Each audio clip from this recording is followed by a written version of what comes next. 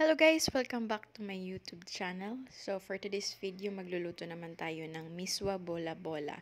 So first thing first, yung gagawin natin, prepare natin yung ating meatballs. So naglagay na nga ako dito ng ground black pepper, salt, seasoning, carrots, spring onion, garlic, onion, and egg. Haluin lang natin to ng mabuti. Then, bago pa natin makalimutan, maglagay din pala tayo dito ng 2 tablespoon of flour.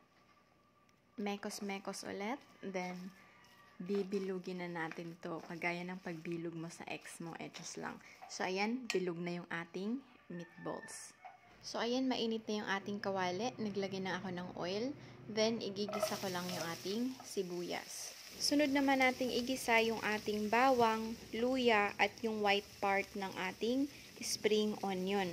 So, optional lang naman to kung maglalagay ka ng luya, pero sa akin, gusto kong lagyan. Bakit ba? Just lang. Next, isutay naman natin yung ating kamatis. So, isasangkot siya lang natin to hanggang madurog yung ating kamatis. So, ganito yung itsura niya.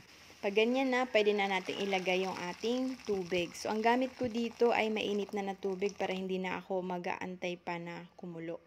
Nilagyan ko na nga ng ground black pepper, pork cube, patis, at inilagay ko na rin yung ating meatballs. Maglalagay rin pala ako dito ng tanglad. So, optional lang yun. Nasa sa inyo na yun. Takpan at pakuluan hanggang maluto yung ating meatballs. At this point, pwede na nating tanggalin yung ating tanglad at pwede na nating ilagay yung ating miswa. Takpan lang natin ulit at pakuluan ng mga 3 minuto. After 3 minutes, pwede na nating ilagay yung ating patola. Then, tatakpan lang natin ulit ito at papakuluan hanggang maluto yung ating gulay.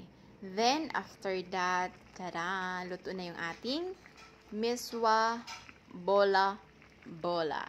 Unsa pa'y gihuwat ninyo dara? Maghukad na. Mga unata. Thank you for watching.